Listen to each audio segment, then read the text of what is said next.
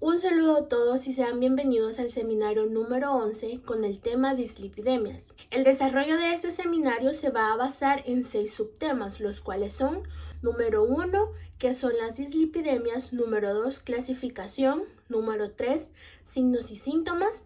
Número 4, factores de riesgo. Número 5, un enfoque diagnóstico. Y número 6, un tratamiento. Para comenzar, vamos a hablar qué son las dislipidemias. Las dislipidemias o hiperlipidemias es una elevación de las concentraciones plasmáticas de colesterol, triglicéridos o ambos. O también puede ser una disminución del nivel de colesterol asociado a HDL, popularmente conocido como colesterol bueno, que contribuye al desarrollo de una aterosclerosis. Esta es una enfermedad que es lenta y progresiva, así como también existen múltiples factores condicionantes que son capaces de acelerar esta aparición y también acelerar sus manifestaciones clínicas. Bueno, yo les continuaré hablando acerca de la clasificación de las dislipidemias. El aumento de los lípidos en sangre o dislipidemias, sobre todo del colesterol y de los triglicéridos, es un factor que aumenta exponencialmente el riesgo de aterosclerosis y de otras comorbilidades cardiovasculares. Estas se diagnostican principalmente mediante la determinación de la colesterolemia y de la trigliceridemia, o ambas, aunque también se pueden diagnosticar de acuerdo a las lipoproteínas séricas, como es el caso de las lipoproteínas de alta densidad, o HDL, y las lipoproteínas de baja densidad, o LDL. Al primer plano se tratan con el cambio del estilo de vida, con eliminación de hábitos tóxicos, con dietas sanas, ejercicios físicos, entre otros. Ya farmacológicamente se pueden tratar con medicamentos como lo son las estatinas, los secuestrantes de ácidos biliares y los fibratos. De esto hablaremos un poco más adelante. Mis compañeros hablarán sobre el tratamiento para las dislipidemias. Acá tenemos los valores normales del colesterol y de los triglicéridos. El colesterol total debe de tener un valor menor a 200 miligramos por decilitro. El valor de las lipoproteínas de baja densidad son de entre 70 a 130 miligramos por decilitro. Entre más bajos sean los valores, será mejor. El valor de la HDL o de las lipoproteínas de alta densidad sería entre 40 a 60 miligramos por decilitro. Esto es lo contrario, entre más altos sean los valores de HDL, vendría a ser más conveniente para el paciente. Los triglicéridos se oscilan un valor entre 10 a 150 miligramos por decilitro. Y esto vuelve a ser, entre más bajo, sería mejor para la persona. Tenemos una clasificación eh, práctica que clasifica en dos grupos, que serían las primarias y las secundarias.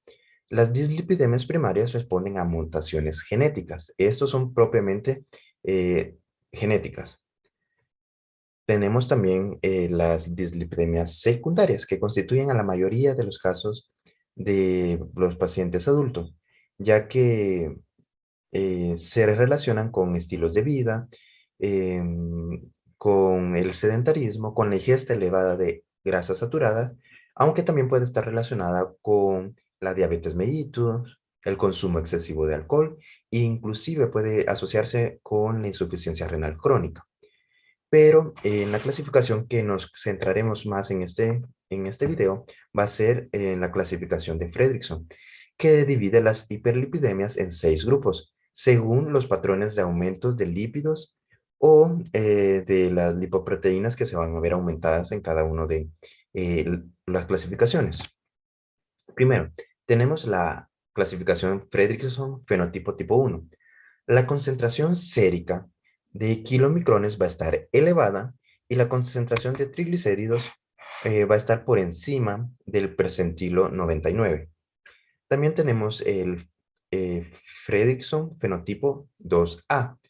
La concentración sérica de LDL o de las lipoproteínas de baja densidad van a estar elevadas y la concentración total del colesterol va a estar por encima del percentilo 90. Las concentraciones de triglicéridos y de apolipoproteína B pueden estar también por encima del percentilo 90. La Fredrickson fenotipo tipo 2B. Las concentraciones séricas de LDL y de VLDL. VLDL quiere decir lipoproteínas de muy baja densidad. Estas van a estar elevadas y el colesterol total y o los triglicéridos pueden estar por encima del percentilo 90. Y las apolipoproteínas B pueden que estén también por encima del percentilo 90 al mismo tiempo. Tenemos la Fredrickson fenotipo tipo 3. Tenemos que las concentraciones séricas de los remanentes de V, LDL y de kilomicrones van a estar elevados. El colesterol total y los triglicéridos por encima del percentilo 90. La Fredrickson fenotipo tipo 4, tendríamos que las concentraciones séricas de VLDL van a estar elevadas. El colesterol total puede estar por encima del percentilo 90. Y la Fredrickson fenotipo tipo 5, tenemos que las concentraciones séricas de kilomicrones y de VLDL van a estar por encima del percentilo 99, al igual que los triglicéridos. En resumen, esta tabla resume todo lo anterior y lo eh, radica en lo más importante y lo hace un poco más comprensible. Por ejemplo, la Fredrickson tipo 1. Vamos a tener el lípido elevado que va a estar en este caso serían los triglicéridos, mientras que las lipoproteínas elevadas serían los kilomicrones. En el Fredrickson tipo 2A, el lípido elevado sería el colesterol y la lipoproteína elevada serían las LDL. En el 2B sería el lípido elevado serían los triglicéridos y el colesterol, mientras que las lipoproteínas elevadas serían las LDL como las VLDL. La Fredrickson tipo 3, el lípido elevado sería el colesterol, al igual que los triglicéridos, y la lipoproteína elevada van a ser los residuos de kilomicrones y los VLDL.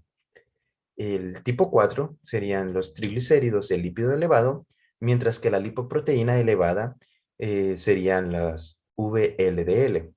En el tipo 5, los triglicéridos y el colesterol serían el lípido que se va a encontrar elevado, mientras que la lipoproteína elevada vendría a ser los VLL y los kilomicrones.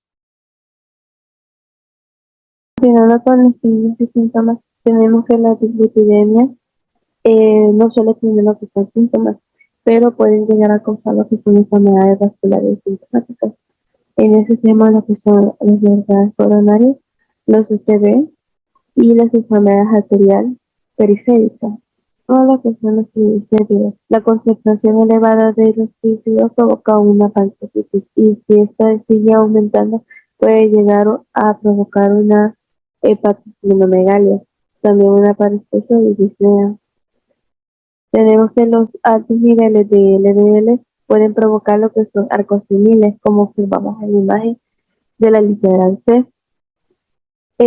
También podemos tener lo que son sarcomas en el tendón de Aquiles, que tienen literal A, y estos son acumulaciones de grasa abajo de la piel. Estos suelen aparecer lo que son en los codos, rodillas y en las articulaciones metacarpofalángeas. Tenemos lo que son los santelasmas, que son placas amarillas, que son acumulación de grasa abajo de la piel. Y tenemos lo que es la hipercolesterolemia familiar. Esta es heredada por un familiar, ya sea papá o mamá, y el hijo sale con esta enfermedad. En este también se dan lo que son los sarcomas tendinosos, y estos pueden ser ya sean planos o tuberosos, y son nódulos indoloros, y pueden ser firmes o que también estén ubicados en la superficie de las articulaciones.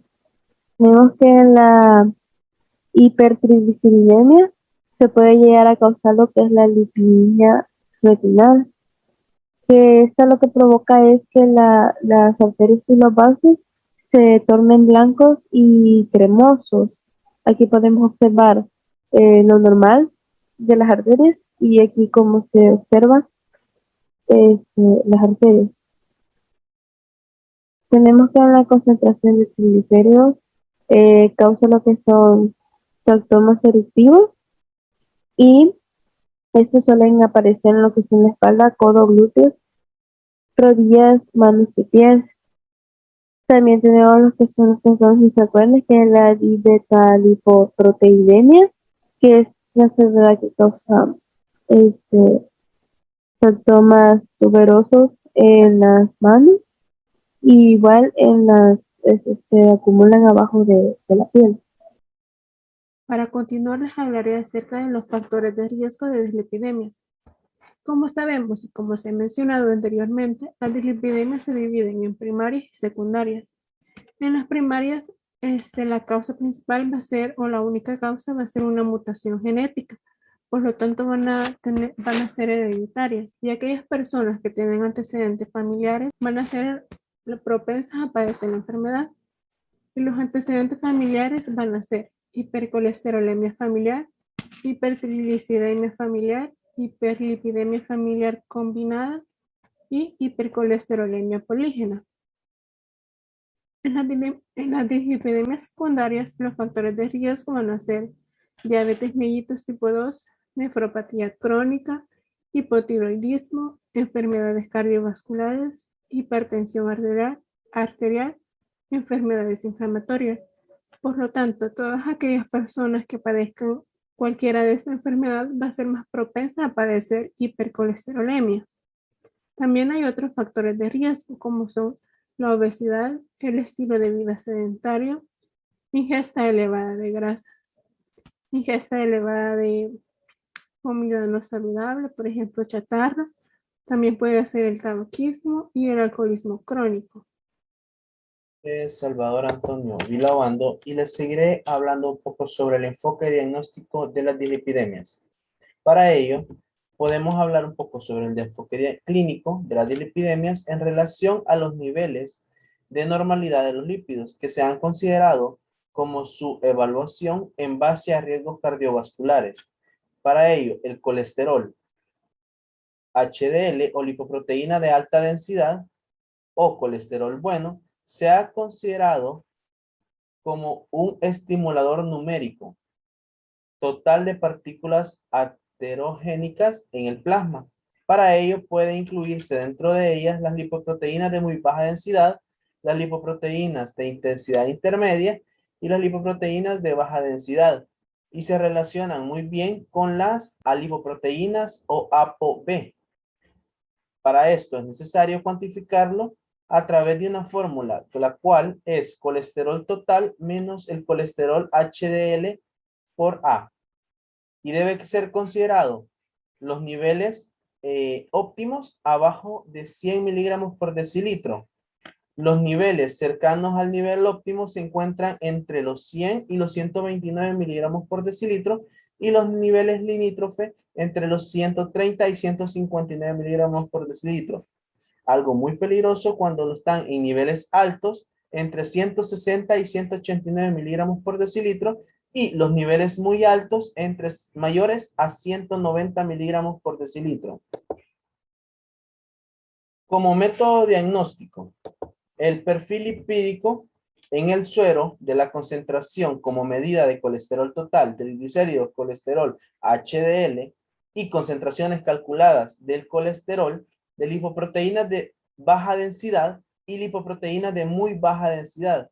Otro factor muy importante es la dislipidemia, que debe ser considerada en pacientes con hallazgos característicos de examen físico con complicaciones de dislipidemia, por ejemplo, enfermedades ateroscleróticas.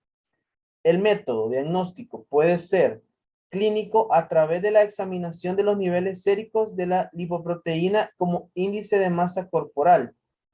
Además, a través de un análisis de sangre para poder determinar los niveles de colesterol, puesto que el consumo de los alimentos y bebidas pueden aumentar temporalmente la concentración de triglicéridos y por eso se debe ayunar por lo menos 12 horas antes de la extracción de la muestra de sangre para los óptimos resultados. Respecto al diagnóstico clínico, es muy importante tomar en consideración causas secundarias, ya que en la mayoría de los pacientes con dislipidemia recién diagnosticada se deben pedir estudios para evaluar las causas secundarias de la dislipidemia y también deben pedirse estudios cuando se mantenga un perfil lipídico o empeore sin causa documentada previa. Estas pruebas deben de incluirse algunas mediciones como glucosa en ayunas, enzimas pancreáticas, creatinina, hormona tiroidea estimulante o TSH y proteínas urinarias. Para ello, el diagnóstico clínico de la dislipidemia se basa en los niveles séricos de las lipoproteínas y de sus lípidos o el depósito de ellos en la piel y tendones. Es decir, que se evaluará los niveles de colesterol total de los triglicéridos, colesterol HDL en todos los pacientes. Es recomendable no examinar sujetos que en las últimas 6 semanas hayan sufrido de estrés físico, incluidas enfermedades recurrentes agudas, cirugía o pérdida de peso bruscas. Dentro de esto podemos incluir lo que es la parte del perfil lipídico en ayunas, que contiene concentraciones de colesterol total, triglicéridos y colesterol LDL, medidas después del ayuno de 12 horas. Suelen realizarse esta prueba cada 5 años a partir de los 20 años de edad como parte de la evaluación de riesgo que se presenta en una persona afectada tras sufrir la enfermedad de una arteria coronaria. Diagnóstico según datos de laboratorio. Se recomienda evaluar el colesterol total, triglicéridos, colesterol HDL en todos los pacientes adultos. Si el paciente ha sufrido estrés físico, cirugías o pérdida de peso en las últimas 6 semanas, las medidas no se deben de realizar. El colesterol HDL. Se consideran los niveles bajos, menos de 40 miligramos por decilitro. No obstante, se recomienda usar el juicio clínico si presenta como único factor de riesgo cardiovascular unos niveles entre 35 y 45 miligramos por decilitro. Triglicéridos. Según se ha identificado la elevación de los triglicéridos como un factor de riesgo independiente, la hipertrigliceridemia, que es una de las dos formas más frecuentes de la dislipidemia, se relaciona con mayor prevalencia en diabetes, obesidad e hipertensión arterial. El punto de corte sugerido es de 150 miligramos por decilitro. Las dislipidemias aterogénicas, como la hiperlipidemia familiar o la causada por el síndrome metabólico, se relacionan con valores de triglicéridos entre 150 y 200 miligramos por decilitro. En El Salvador, estas representan un 26.9% de los casos, siendo los mayormente afectados los masculinos. Las categorías de las cifras normales de los triglicéridos son limítrofe entre 150 y 199 miligramos por decilitro, altas de 200 a 499 y muy altas, mayores o iguales a 500 miligramos por decilitro. Colesterol total y colesterol LDL. Las consideraciones normales de los niveles es inferior a 200 miligramos por decilitro. Para fines de identificación, un nivel de 200 miligramos por decilitro ya se define como un paciente con hipercolesterolemia. El colesterol no HDL se ha utilizado como un estimador de número total de partículas heterogénicas en el plasma y se relaciona muy bien con los niveles de lipoproteína B. Para cuantificar su empleo, se emplea la fórmula colesterol total menos colesterol HDL. Continuando con nuestra exposición, vamos a hablar un poco sobre el tratamiento para dislipidemia. Es necesario que para el tratamiento de dislipidemias busquemos y tratemos de controlar y eliminar ciertos factores de riesgo que nos estén causando las dislipidemias, ya sea causas secundarias como puede ser la obesidad, el tabaquismo, la diabetes, etc. O causas primarias o genéticas como puede ser la hipercolesterolemia familiar, el déficit de HDL. El esquema va a depender, el esquema del tratamiento nutricional y farmacológico dependerá del valor de lípidos en el suero. Además de eso, deben de haber cambios en el estilo de vida del paciente, como una alimentación correcta, actividad física, control de peso, dejar de fumar. Estos van a ser considerados tratamientos de primera línea. Métodos del tratamiento. Con el paciente que está vaquista, tenemos que recomendarle que dé un abandono total del hábito, la reducción de la exposición pasiva al humo del tabaco. Si es hipertenso, pues tratar de sostener o mantener un valor de 140-90 milímetros de mercurio. Si el paciente es que no hace ejercicio, pues es sedentario, se le recomendará que por lo menos en un periodo de 30 minutos tenga actividad física por 5 días. Y si tiene sobrepeso, mantener su índice de masa corporal entre los 18.5 y 24.9 kilogramos metro cuadrado. Y el perímetro abdominal en los hombres de 90 centímetros y en las mujeres de 80 centímetros. Se recomienda también en pacientes con alto riesgo cardiovascular el uso de ácido acetil salicílico a dosis bajas de 75 a 160 miligramos al día. Criterios para establecer un tratamiento. Los fármacos solo van a ser recomendados en aquel paciente que no se logró todo lo anterior, es decir, no se pudo bajar de peso, no se pudo bajar el valor de la hipertensión, pues en ese momento vamos a recomendar fármacos. Y también se recomienda el inicio inmediato del tratamiento en aquellos con alto riesgo cardiovascular. Como mencionamos, el cambio en el estilo de vida debe ser importante para evitar enfermedades cardiovasculares. Tratamiento no farmacológico. Tratamiento no farmacológico. Los cambios alimentarios con el objetivo de que el paciente baje la ingestión de grasas saturadas, de grasas trans, de colesterol, manteniendo una alimentación balanceada. En la actividad física, por ejemplo, aquellos que no hacen ejercicio, por lo menos 30 minutos continuos, con una frecuencia de 3 a 5 veces por semana. Disminución del colesterol LDL, riesgo cardiovascular, porque ya se sabe que la relación entre el LDL y los eventos cardiovasculares están bien establecidos. Y con esto la reducción del colesterol LDL va a disminuir la morbilidad y mortalidad cardiovascular, evitando que se creen placas ateroscleróticas. El aumento del colesterol HDL, esto por medio de dietas altas en ácidos grasos y omega 3.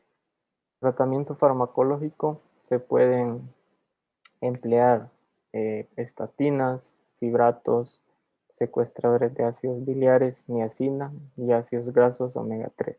Estatinas que desempeñan un papel importante en la prevención y tratamiento de la enfermedad vascular aterosclerótica. Ahí están los diferentes tipos de fármacos, siendo la atorvastatina de las más utilizadas con 10 miligramos por día. Los fibratos son agentes eficaces para reducir concentraciones altas de triglicéridos.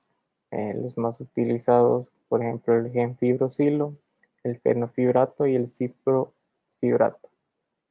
Los secuestradores de ácidos biliares, que son utilizados principalmente pues como adyuvantes con el tratamiento con estatinas para pacientes que requieren más reducción de colesterol LDL. La colestiramina y el colestipol son los más utilizados. La niacina, que disminuye la producción y liberación de lipoproteínas de muy baja densidad y también disminuye la liberación de ácidos grasos libres en el tejido adiposo. Ácidos grasos omega 3, que se deben administrar dosis altas de 1 a 2 gramos al día, que van a disminuir la producción de VLDL. Esto ha sido todo, muchas gracias.